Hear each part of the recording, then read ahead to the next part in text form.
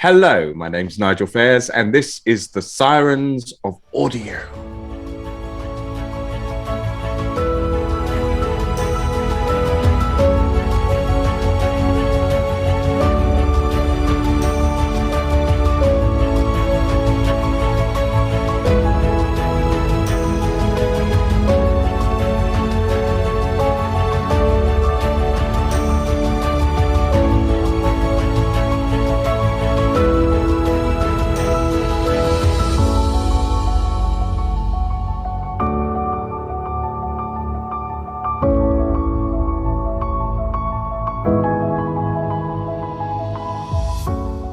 G'day audiophiles, this is the Sirens of Audio, the show that explores the universe of Doctor Who in the audio medium.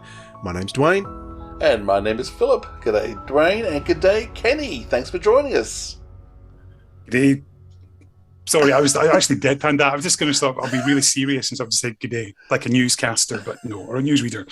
Yeah, but no. I'm keeping all this in, you realise that? Okay, that's fine. Anyway, g'day Philip. G'day, Dwayne. And we're speaking the day after Neighbours has come to an end in the UK. It's been very interesting actually reading through Facebook because no one I know in Australia has mentioned the ending of Neighbours, and I'm seeing all these posts from people all over Great Britain mourning the end of Neighbours. We stopped watching it years ago out here. Yeah, and that's why it's ended, because it needed British money to keep it going. But it did. It's a shame. It's always a shame when an institution ends, but who knows? It may come back. Russell T Davies may return and boost it in 10 years, 15 years' time. You never know. We can only hope. We can only hope and pray. Astrid Peth. All right, so today's we're actually shifting our randomoid show for this month to next month because we thought it might be appropriate. It hasn't been the best week in Doctor Who. We've lost a couple of icons in Doctor Who. First of all, David Warner, which, as I've mentioned previously, we are going to focus on David in a future episode, and Bernard Cribbins as well, who left us a few days ago at the time of recording. So we thought it'd be good to just reminisce about Bernard today, some of our memories of him, and how he may have affected each one of us personally, because he has been around in show business for decades and decades, almost a century in show business. There you go. So a long time. So let's start with you, Kenny. What are your memories of Bernard Cribbins? You may have, being in the UK, you may have slightly different memories of Bernard before he was in Doctor Who. Oh, absolutely. I mean, Bernard Cribbins is somebody who I've pretty much known. I have known him or known of him all my life. Somebody who's always been on TV, whether his face or his voice. I mean, I used to do the voice for Busby, who was a cartoon bird, who was sort of like the mascot of British Telecom, as it was. And you'd get the little yellow bird and you'd hear him voicing that. You would get him just doing Jack and Ori, so he'd be reading children's stories an awful lot. And it was just this sort of avuncular, sort of kindly. Initially, he was sort of, when I was younger, he seemed like a lovely uncle sort of figure. And then sort of just as the years passed by, he became more like a loving grandfather. And of course, I was absolutely delighted when I first discovered the Dalek movies. And there he was in the second one. Tom Campbell, just absolutely amazing, just amazing comedy turns and making you laugh. And then, discovering the fact he was a musician, he'd had his songs and things like that. But it was definitely the Daleks Invasion Earth 2150 AD, which I must have watched that so many times as a wee fella, recorded on our Video 2000, because they repeated those films on a couple of Saturday mornings on BBC One. And on those days, unfortunately, my mum and dad insisted that I went to a music school to play and learn the clarinet. And it was something they wanted me to do. I didn't particularly want to. And I was absolutely gutted when I found these films were on. But thankfully, our trusty B2000 recorded the films, and I watched them over and over and over again. And I always loved the silly bit, the Roboman bit, with Bernard in line with everyone else. So absolutely marvellous. And yeah, somebody who was always there. And then when it was announced he was coming into Doctor Who proper, it was just like, oh, this is brilliant. Just having having him there, it just makes Doctor Who seem just a little bit more cozy, sort of bringing an element of the Dalek films into real canonical Who, even though it's a completely different character, but just having that same actor. And there was just a real warmth to him. And how could you not love Wilf? I mean, I saw Russell T's tribute saying that it brought along a suitcase of props in case they were needed, including a rubber chicken. You just think, that's absolutely amazing. And the fact that he made such a big impression on everyone, and obviously Kylie was just in awe of him as well. And the fact that they brought him back properly when circumstances dictated that Donna's dad had passed away and in real life, and obviously made that part of the show. And to have Wilf there was just amazing, just so warm. And just that last scene, in fact, I'm getting a little tingle down my spine just thinking about it, just right at the end of Partners in Crime, when you've got Wilf looking up at the sky and there's watching the TARDIS fly away, and it's just that joyous look in his face when he's dancing along. And it's wonderful. Just his contribution should never be underplayed or understated. And he's also in the only Doctor Who scene that ever made me cry on TV. It's the very last scene when the Doctor's talking to Sylvia and Wilf at Donna's wedding, and he hands them the lottery ticket and saying, how he got it, the fact it's a very nice man, and gave him £1. And obviously he's used that money. So basically Donna's dad's bought the lottery ticket and he's made her rich. And it's just such a wonderful moment, because that's exactly the sort of thing that my late dad would have done. If he could have helped somebody out that needed £1, he'd have given them it. And that made me cry, because it made me think of my own dad, who'd passed away at that point, just over 7 years previously. And it's just a wonderful, wonderful thing. And just the look in Bernard's face as well, when they both realise that where the money's come from. And yeah, amazing. But Bernard Cribbins, just wonderful, warm, and I'm absolutely gutted that I never got to interview him, because actually, to think about it, because I felt like I had, just because all these wonderful warm interviews that he's done, you've seen him do over the years, but I never did. And that's going to be one of my big Doctor Who regrets, was that I never got to meet or interview Bernard Cribbins. Yeah, you really feel like you knew him, didn't you? He was the grandfather you really, everyone wanted, and some of us were lucky enough to have. Well, thanks for that, Kenny. There has been a slight technical hitch since in between the last time you saw me and now. I've had a blackout in Tasmania, Philip. I know, you just disappeared and left us. I'm terribly sorry for that, but that's just the price you pay for living in this beautiful paradisaic state. I just thought I'd mention that's how good it is here, Philip, apart from the blackouts. The guinea pigs stopped running on those little treadmills and all the power went out. So we've just had Kenny's thoughts on Bernard Cribbins. And Philip, I want to get some of your recollections. Are they any different being based here in Australia? Yeah, I think they probably are slightly. For me, my first knowledge of Bernard Cribbins was the Wombles. When I was growing up, one of my favourite shows was the Wombles. I actually even had Womble underpants at one stage. I guess that's a bit embarrassing to admit, but I had Tom Baker underpants too. So I was very flexible with I remember the Wombles very well. It was one of my childhood viewings as well during the late 70s. Yeah, so that was Bernard Cribbins. And I didn't know at the time that was Bernard Cribbins, but I loved it. I also did a lot of... We had a program called Sing, Sing, Sing on ABC Radio, which is like the BBC or I'm not sure what the American equivalent is, CBS? I don't know. But the free network. And it'd be PBS, wouldn't it? PBS, I think that's what it is in America, for our American listeners. And so on the ABC schools program, they used to have on Friday afternoons a program called Sing, Sing, Sing, which was a half-an-hour program where you used to have a singing book, and you'd be taught different songs. You'd sing different songs. And one of my favourites was actually a Bernard Cribbins song, which was called Right Said Fred. And yeah, so I heard Bernard Cribbins singing this song, and I learned to sing Right Said Fred, both of us together. Anyhow, I could probably still do the whole song. And so that was my sort of second knowledge of Bernard Cribbins. Could you, Philip? I probably could, but I'm not going to. Go on then. No, it'd be embarrassing. It's okay. It's just me. Just you. Nobody wants to hear me singing a whole song. I'm prepared to belt out the odd line here and there, but that's it. I must say I did listen to most of Right Said Fred before coming on today, and I just love that album. It's a fantastic album, the whole thing. It's great. Yeah, it's a lot of fun. He just has a way about him. Had a way. So it's just so refreshing. And then, of course, probably the next memory I would have with him would be in the movie, the Doctor Who Dalek movie.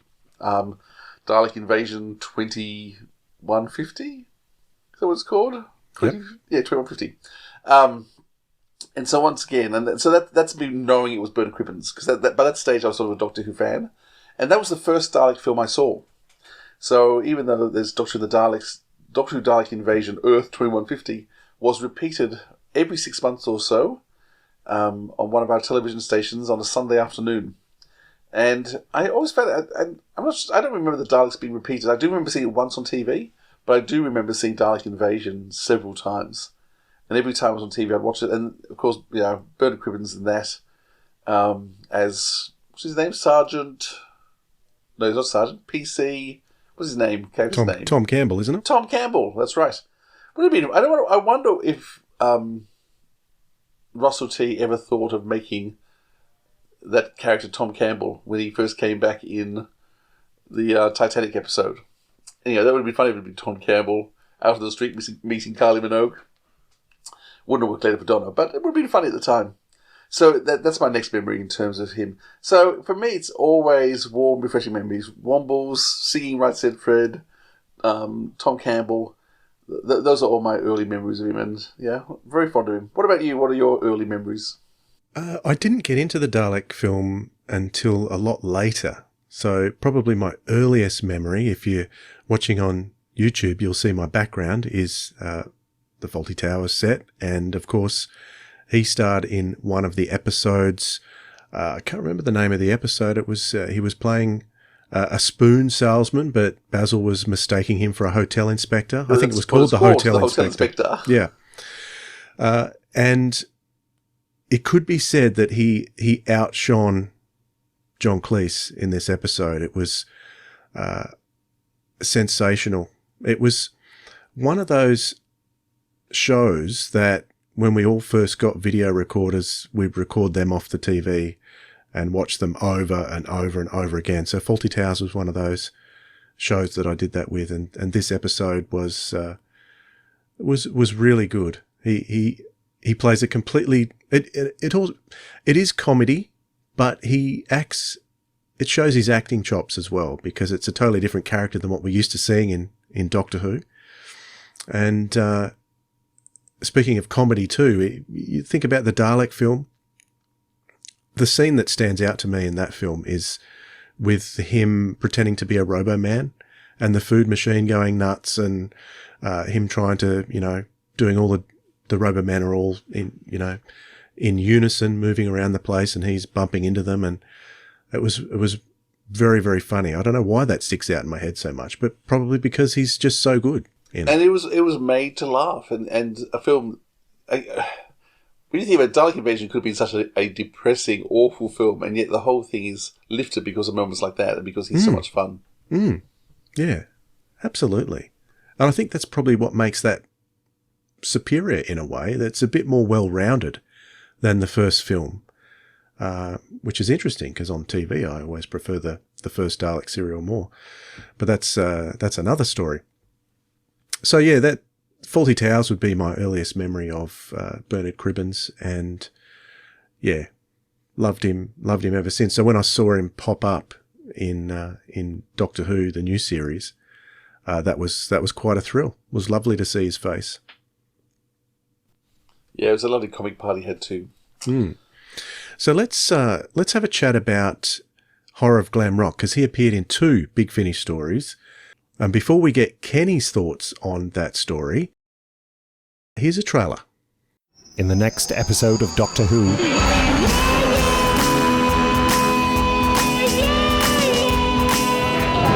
all the bands wind up here in the middle of the night, Trisha. If you sit in there long enough, you'll get to see all the stars there are. Best sausage and chips you'll ever get. It just looks like a grassy old motorway services. Oh, cripes.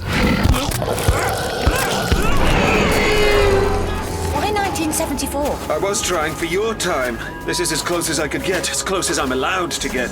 Somewhere deep inside your shed, exists a heaven and a hell. I've seen it all, believe you me. Most of them who stop here, they just want egg and chips. I could be a machine for all they care.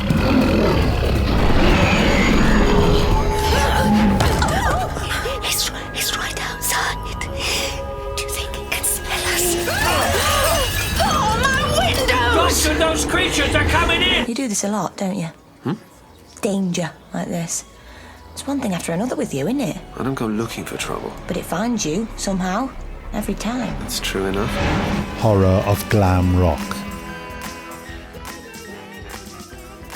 So, what's your impression of horror of glam rock? Well, this is a series, as I've gone on record as saying, this series was huge for me because I'd sort of Big Finish. I carried on listening to it, bit of a, just sort of more backseat fan, having done, fanzines in the early 2000s. And then along came this series and boom, gosh, I sound like I'm in Battlefield, don't I? Along it came, and absolutely, because I love Sheridan and love Paul, and to bring them together, it was just audio dynamite, big audio dynamite. Incredible, just the fact, you can tell the fact that from the word go, they've got this instant, just a rapport. They get on so well, and I was so excited. And obviously, with Blood of the Daleks, fabulous. And then comes Horror of Glam Rock, which just, even from the word go, with the title, you just know this is going to be something special. It's going to be a little bit of magic. And to make it, it's just wonderful. Paul Mars is just such a brilliant writer for the Eighth Doctor. He's a brilliant writer, full stop, but really good for the Eighth Doctor. And you think of that line in The Stones of Venice, and it's just so new series when they're talking about something, and then the Doctor says, can you imagine how Liza Minnelli felt being the daughter of somebody famous? And just think that's one of the very first sort of pop culture references that Doctor Who has ever done. And he's sort of in that Russell T kind of mold, as Paul, very, very iconoclastic and just very much his own thing. And so I was delighted when, when I heard that this was the script that was coming. And then, of course, you hear who's been cast in the story. And incredible when saw Bernard was in there, just think, yay, just that little leap of joy. And I've actually got some quotes here from the finished product. I nearly said episode 3, 3rd edition. And I spoke with Barnaby Edwards about casting. And he said during the casting process, I mostly got my first choices for the McGann series. I still can't quite believe how amazing those casts were. I remember being particularly ecstatic about Bernard Cribbins, whose voice I had grown up listening to in the Wombles and the audio version of Winnie the Pooh. I'm so delighted he's in TV Doctor Who now. He's such a brilliant actor and simply a dream to work with. And that's just amazing just to, to hear that back then, and wonderful, wonderful, wonderful. And just such warmth to Arnold Corrins, even though the character is an utter swine. The fact that he's sort of capitalizing on the popularity of these talented young musicians, and he's just out there doing his own thing and sort of getting them on top of the pops. And just, I think what makes it really nice as well is the fact that he's somebody who's been there himself. He's been in the music business. He knows exactly what it's like. And it's fabulous. He's just so much. It's just, he brings so much to the part. The fact that he gets a death scene as well, but he gets most. I think he's more upset when his car gets trashed than he is when Tommy Tomorrow gets killed. And just think, yeah, this shows exactly where your priorities lie. Really is an amazing performance because he actually gives a lot of depth as a character actor, and you do see him go. He plays the comedy, so there's some great comedy stuff in there, and there's some great irony. But you are right; he's really in many ways the villain of the piece. He's, you'd think he'd be very unsympathetic. In some ways, the character is unsympathetic. He does care more about his car, but you just see this huge range of acting ability, which you often don't see in Bernard. I think, because he's often doing children's acting stuff, And even as Wilfred Mott, who we just adore and love, that character, he really is just a grandpa figure that you just love and adore. And you do see Bernard doing some great acting next to David Tennant, and particularly in Tennant's last show, that conversation he and Tennant have on that spaceship sitting down next to each other about the gun and the war and Run Doctor, and there's really emotion and passion, real great acting in that. But in the Horror of Glam Rock, you actually get to see him play further apart from things that we're used to, because he's no longer the warm fuzzy. He's actually someone you just don't get on with, but yet he still has a drivenness and something that appeals to you. Yeah, because I saw that Barnaby Edwards, again, the director of the story, tweeted a really, really nice wee thread about him yesterday, saying that I first worked with Bernard Cribbins in August 2006. How long ago is that? How can that be 16 years? I cast him in a Big Finish audio. I was directing Doctor Who, Horror of Glam Rock. He played the manager of a 70s pop duo played by Claire Buckfield and Stephen Gately. Una Stubbs played a tea lady in the same story. Paul McGann played the Doctor, with Sheridan Smith as his companion. Despite the fairly stellar lineup, there was only one indisputable star, Bernard. Everyone adored him. I remember how supportive and kind he was to Stephen, who'd not really done much acting before. When I gave Bernard his first note, he looked at me over his glasses and said, "Oh, you're one of those directors, are you? The kind who care." I chuckled self-deprecatingly. "Bernard, you're in for a disappointing day." I wasn't, of course. He took direction like a dream. He made dozens of brilliant suggestions all day, including line changes, both for him and other cast members, and completely re-choreographing a scene to make it work better. He did it not out of ego, but because he liked the material and wanted it to be the best it could be. When he found out I was a Dalek, he said, "I was in Doctor Who once. One of the Daleks was played by an Australian guy who kept using that upward inflection at the end of each line. You will be exterminated." None of us could look at each other when he was in a scene. And he goes on to some wonderful little anecdotes, and it just shows you so much warmth and affection from people who've grown up with him and then getting to work with him, and just so much respect for him. But I don't know if you've listened to the CD extras on those recently, because it's just wonderful. You've got Bernard sitting there and he's just strumming guitar. And when he's being interviewed, he's being asked, I think it's Nick Briggs saying, "Please don't play anything copyrighted." And so he just strums away and he starts singing along and telling how he was nearly cast as the Fourth Doctor. And you listen to it and it's just amazing, just that voice. It's just so warm, so lovely. And it's just heartbreaking to think that we're not going to hear much more of that. Obviously, we've got some of them coming with David Tennant again next year, but it's an incredible performance and he absolutely steals the show in Horror of Glam Rock. Yeah, he really does. And I think you're right. We are so blessed to know we've got some more of him coming because of, don't know what it's going to be. But yeah, it's exciting to know that there's more Bernard Cribbins coming in Doctor Who, which is a great tribute to him. Yeah, we get to see a final farewell, and it's I saw a few papers had tweeted the pictures of him and put them in again just when he was sitting in the wheelchair, and just think, if only we knew like 6-7 weeks ago that we would be losing him so soon. And it's heartbreaking, but also we should celebrate the fact that we did have him, and it's better to have loved and lost than never to have loved at all. Oh, so poetic indeed. All right, that was great to hear what Kenny had to say about Horror of Glam Rock. What are your thoughts on the story, Philip? I love this whole series. I think, you know me, I'm not a person who likes change, and when they decided not to use Charlie but to go for a new companion, when they were doing a new 1-hour series with Paul McGann, I was a bit disappointed. But as Lucy Miller so quickly grew on me, and part of it is how she interacted with other characters. And so it's wonderful having this great story with Bernard Cribbins. Is a guest star in this. It's the third CD that came out, the second story, and you actually have this strong interaction between him and Lucy Miller, so that the two characters, and of course, Sheridan Smith is going to move on to become such a huge actress in her own right, and so to have her playing against another really established actor like Bernard Cribbins. The two of them get some really great scenes together, and of course Paul McGann thrown into the mix as well.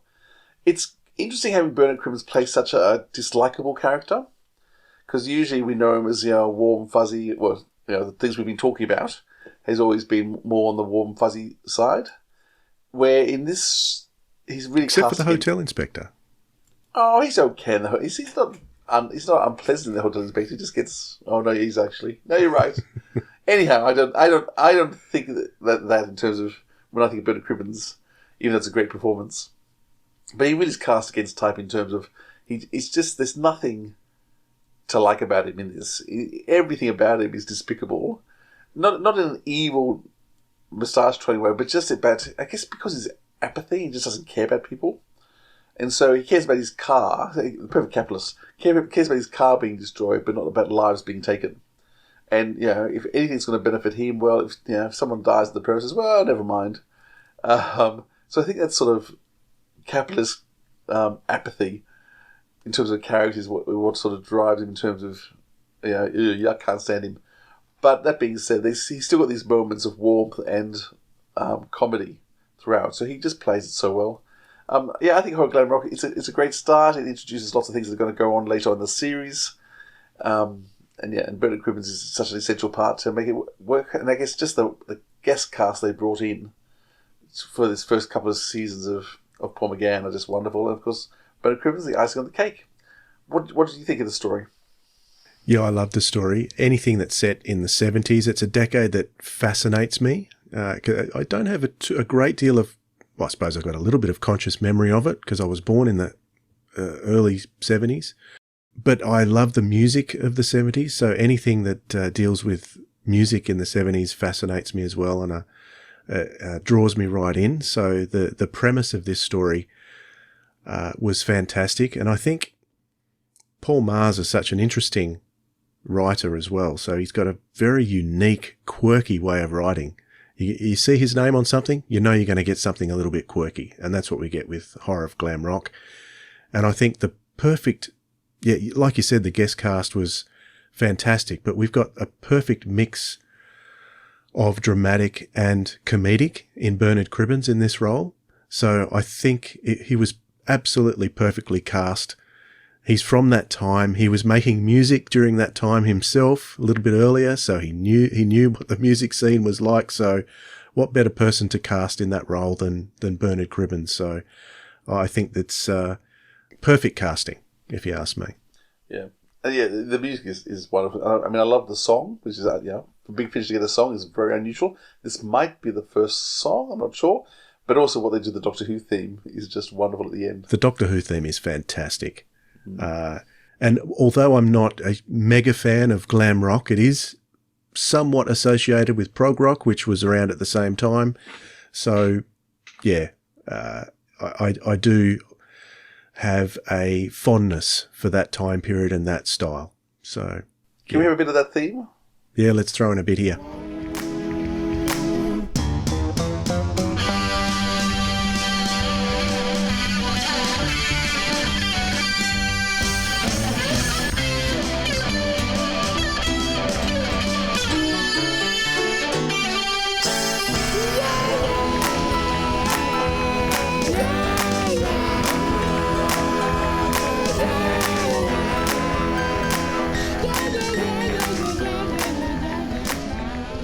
All right, so we'll move on to the second story that we want to focus on.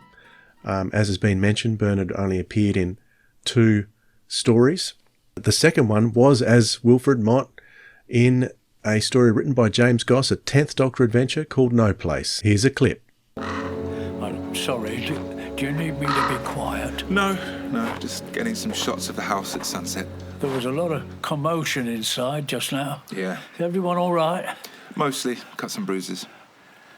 I can't work out Dr. Smith. Join the gang. Is he trying to sabotage my show? I mean, what happened in there? It was just... Look, he'd never harm anyone. It's an odd thing to say about your grandson. Yeah, isn't it? It's not too late to stop, you know. Not too late? Well, are you in this with him? Look, I don't want anyone to get hurt. Was that a threat? No. Just look at this place. The gardens used to be so beautiful, and the house used to be magnificent. So much love and care poured into it, and yet never made it happy. Some places aren't. Isn't that right? I don't know. Look, it's okay, son. You can stop. I can? Yes. Of course, sadly, Bernard only appeared in 2 Doctor Who audios. We've just heard the trailer for No Place. What did you think when you heard that Big Finish had Bernard coming back to play Wilfred Mott? Oh, it's just amazing. It's just, there's such a great combination. The Doctor, Donna, Sylvia and Wilf, because the interplay between them all is just great. You could actually watch the 4 of them just sitting in a room bantering all day.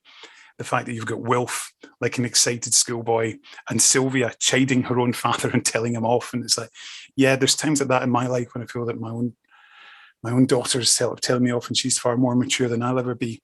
And it's just that wonderful glee that there is between the Doctor and Wilf, and they're having a laugh. And the fact that he's in the secret about the Doctor time traveling with Donna, and initially they don't tell Sylvia, and he's obviously taking great delight in knowing this, and he can't tell her. But it's just so good. I mean, those scenes with him, they're all so warm. But of course, not a lot of people know this, but originally, Wilf wasn't planned to be in No Place, as I discovered when I was doing the interviews for the special edition of Volume 3 of the 10th Doctor Adventures from Big Finish, which contains No Place by James Goss, 1 Mile Down by Jenny T. Colgan, and The Creeping Death by my great mate Roy Gill. So I'm going to give you some text here. This is from an email from Matt Fitton on the 1st of February 2018, which he sent to James Goss. Well, now that you've got your Sylvia Noble groove on, after he had written for the Lady Christina set, how would you like the Mother Load, i.e. the 10th Doctor and Donna's story with Sylvia guesting? Yes, DT and CT have both been approached to do a 10th Doctor Volume 3 and responded with great enthusiasm. I guess for continuity, we're somewhere between Sontarans and Stolen Earth. So Sylvia knows the Doctor is mixed up in weird stuff, but not the full extent of Donna's time travel shenanigans. So contemporary Earth, anything you like, go. Hope you're able to fit it in. And James said his original idea was the Doctor and Donna pretending to be one of those couples on a home makeover show, but with ghosts. And Matt suggested, what about Sylvia? And I thought, oh, that'd be fun. And then he said, okay, what about Wilf too? And I thought, we're kidding. So it's amazing to think that you listen to that script and Wilf is just such a, the heart of it, just bringing that fun. Yeah, that's for sure. And Matt Fitton said, we asked James to keep in mind a role for Wilf just in case we were able to get Bernard Cribbins, perhaps just a cameo. As it turned out, we learned fairly early on that we would have him for the day, and so it worked out perfectly with Wilf fully included in the episode at the storyline stage. And David Richardson said, never in a million years did I believe we could get Bernard Cribbins, but a request to his agent came back with the response that Doctor Who had been one of the happiest jobs in Bernard's career, and he would be there. It's just wonderful, absolutely wonderful. The fact he was so excited to come back in and do it again. And Bernard was sort of praised by the director, Ken Bentley, as well, saying it was, to be honest, the biggest thrill for most people involved with this production was the opportunity to work with Bernard Cribbins. He's a legend and one of the nicest people you could ever hope to meet. There's still so much actors of his generation can teach us about how to work and how to enjoy our work. And that's amazing, the fact that there's so few of that generation left now, and we really should treasure everything they do and everything that we can learn from them just by listening to them and the way they conduct themselves. But as for the story itself, I love it. I'm sure that you do as well, Dwayne. And it's just the warmth with them, the fun that's in there, and just the sheer silliness of it all. There's this, it's so preposterous, so many elements of it. Going down, and I think you've got Joe Fry as Justin, the host of the show, sort of just joining this crazy mix, and I love it. It's just so warm and funny, and I'm actually going to listen to it. I listened to it fairly recently, and I'm going to be going out for a walk shortly, and I'm actually going to put that on to listen. I'm just so inspired just thinking about it, and just something I know it's going to make me smile and sad at the same time.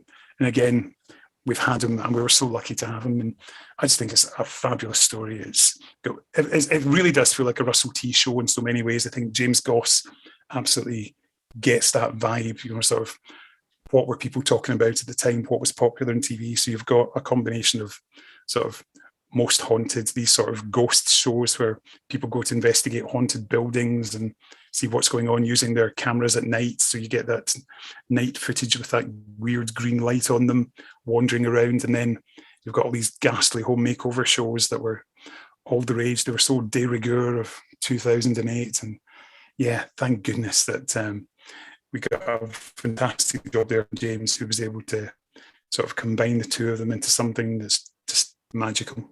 Indeed. So, can I give you my 2 cents on No Place? I'd love you to give us... Of course, it was wonderful to hear the whole team back together from Series 4 of the Russell T Davies era. Jacqueline King is such a wonderful, lovely lady when you hear her off mic, but she plays a almost irritating character, which the previous season had an irritating, unlikable kind of mother figure in Martha's mother. I didn't like her character very much, but here, Donna's mum she's irritating but likable at the same time. She's got a kind of a softness about her, like she's ready to melt. She's got the toughness, but she's ready to melt at any moment. She has cruel things, doesn't she? But yet you still kind of like her. Yeah. Because it's because Donna still loves her, even though some of the things she says are just thoughtless. So to see the combination of Donna, Sylvia and Wilf all together again, or to hear them all together again in this audio, I thought was absolutely magical. There is something really special about Series 4, and I think it was really nice that the whole reason for the 10th Doctor regenerating came down to Wilf, and that last couple of episodes of the 10th Doctor era gets criticised a lot in fandom, but I think those scenes between Bernard Cribbins and David Tennant in the TV series are some of the most powerful that have been since the new series came back. Absolutely. And it comes down to Bernard Cribbins. So it was great to hear him here again. I think you can tell a little bit that he's aged. I mean, he's allowed to. He's been around a while. So you could tell he was a little bit older in this. But I thought the story was fantastic. James Goss, he pulls rabbits out of hats with his stories, and it's usually quite magical the way he does it. This story is no exception. So yeah, I just love hearing this whole gang back together again. It just took me right back to, what year was it? 2009, 2008. Yes, it was, in terms of when it's set. Yes. Yes, definitely. I think what he says is so true. It's interesting what Russell did, because he decided to bring in 3 generations of family, and although I don't think we'd ever quite say that again. 2 generations is quite common now in modern Who. So we do meet Clara's grandmother at one stage, but she's not really a major character, and certainly not in terms of Bernard. And of course, it wasn't Russell T Davies' intention to actually have Donna have a grandfather. The original intention, of course, had been that it'd be her father and mother. But tragically, the actor playing her father died of cancer, and so they needed to recast. And rather than trying to work out another father there, or recasting into the same role, Russell had the brilliant idea of bringing Bernard Cribbins in, who he'd used previously in his Titanic episode, and making that person, by chance, Donna's grandfather. And then later tying the whole thing up in terms of connections with time and things. I love how Russell manages to rework things and make things make sense that originally had no connection. But Bernard, in terms of, brings just a quality of gentleness. And I guess, you mentioned the fact that we still like Sylvia. I think we like Sylvia because we've got Bernard there to temper what she's doing. I think if Bernard wasn't there to keep being loving Donna through some of the rude comments and the nastiness that Sylvia just blurts out. And you wonder where Sylvia got it from. It must be her mother. Because you can't imagine she could have learned to be quite so sharp-tongued with Wilf. Just having those 3 generations interact is just beautiful. And then having the Doctor put into the middle of 3 generations of people who obviously love each other. They love each other, they care about each other. Not always gentle with the words they use to each other, but nevertheless, you've still got this lovely relationship. And I guess often, relationships with parents are complex. And even as adults, our relationships with our parents are complex. And so, the fact that Donna hasn't moved out, she's still at home, that brings a whole layer of parents not wanting to treat their kids like kids anymore when they're adults, but it's still hard. I travelled with my mother. My mother was doing a conference across in Europe and Eastern Europe, and so I went over with her to do some training with her and help her out. But when I came back, I said to my wife, I'm never travelling with my mother again. Because, I'm in my 30s by this stage. And, we'd go up to the desk at the airport and she'd say, have you got your ticket? Have you got your passport? And I think, Mum, I've been travelling internationally by myself for 12, 15 years. I don't need you telling me what I need to do now. But I think parents can't help themselves.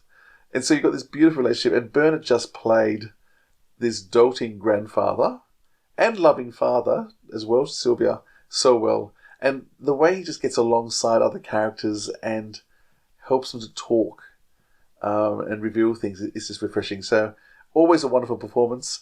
I'm so excited by the fact we've got one more performance out of him in Doctor Who. Looking forward to that. Don't know how it works or how it fits in, whether it's the 60th, whether it's something different. Who knows? But we do know he's been filmed. And it's going to be a lovely tribute to a great actor and a great man. And because everyone has talked about him talks about how caring and kind he is. And I feel like he's so much like Wilf. I think Wilf is him playing himself. And he kind of personifies joy. He seems to be. If there's one quality about him, it's about he's all about joy from life. That's the kind of feeling I get from him, the sense I get from him. Yeah, not just from his performances, but from when I've heard him interviewed, and just as a person, he always seems to find a lot of joy in life, and he's had a long life, and a great one by the sound of it. Yeah, and as much as it's tragic for those who know him and close to him, but he leaves behind a legacy of work which will be enjoyed for generations to come. Absolutely. That only leaves us to recommend a couple of things. We're going to go recommendations that are Bernard related. Kenny will go first. So, in terms of recommendations, Kenny, what would you recommend if someone wants to go and have a touch of Bernard to make them smile, make them cry, whatever? What Bernard should someone go and listen to today? Well, it's funny because just talking about him the other night, actually, when he passed away, my daughter sent me a really nice TikTok. I just don't do TikTok. But somebody put together this wonderful video with clips of Bernard with the song from Rings of Aquitaine, and it was actually really moving. And I'm not going to deny that I did have, I could feel my eyes getting a little bit wet in the corners just watching it, and just wonderful. So whoever put that video together, thank you. It was great. But I think, talking of songs, sometimes when I think of Bernard, I'll think of The Hole in the Ground, which is very, very funny. And it holds up burying the person who's harassing him. And Right Said Fred just makes me laugh, even just thinking about it. And it's just fun.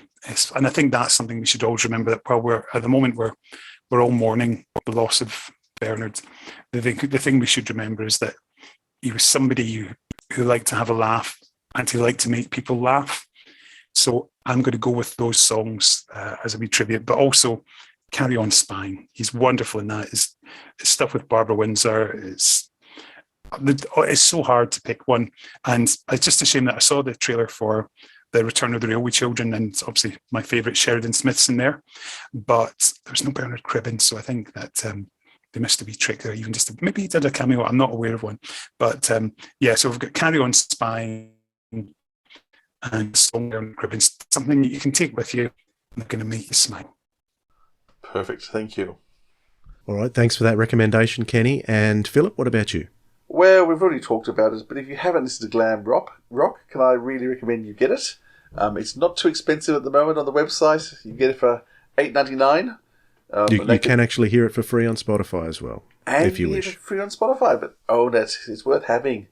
But yeah, it's worth it for the interviews at the end. It's worth it for the theme tune. The theme tune at the end, but also for a great story as well. So yeah, we talked about it lots. Get it. What about you, Dwayne? What are you going to recommend? Well, I'd like to recommend, in his absence, Kenny's podcast, Pieces of Eighth, because at the same time we were doing this, he was putting together his own tribute for Bernard Cribbins as well. But not only does he talk about horror of glam rock, but he has a really good, in-depth interview with the writer Paul Mars. So I would highly recommend everyone jump over to Pieces of Eighth. Make sure you come back to the Sirens of Audio, but jump over to Pieces of Eighth and check out the interview with Paul Mars and tribute to Bernard Cribbins and horror of glam rock. Indeed, that's a great choice. All right, that's it for this time. It's been a pleasure to put together this small tribute for Bernard Cribbins. He's certainly touched us through his performance in Doctor Who and many other things over the years. So thanks for being here, Philip. My pleasure. Thank you, Dwayne. And thanks for being here, Kenny. And thanks again for having me, guys. I'm very honoured that you asked me to come on and talk about Bernard. Somebody's never met him, but love his work, and I genuinely am honoured that you thought of me to come on and pay a wee tribute to him, to his Big Finish stuff. And rest in peace, Bernard. You'll never be forgotten, and everybody loved you, just like you guys as well. Thanks, Kenny. It was great having you on board, and loving your podcast too in terms of your Pieces of Eighth. So looking forward to all this to come for the rest of the year. Have a good night. Absolutely. And you. Take care, guys. And we'll catch you all next time. This has been the Sirens of Audio, episode 122, Remembering Bernard Cribbins, with your hosts Philip Edney, Dwayne Bunny, and Kenny Smith. Original theme music composed by Joe Kramer. Contact us or check out all our details at sirensofaudio.com. Drop us a line at sirensofaudio@gmail.com or post a comment on our socials or our YouTube channel. Let us know your thoughts on this or any of our episodes. Thanks for listening, audiophiles. We'll hear you next time.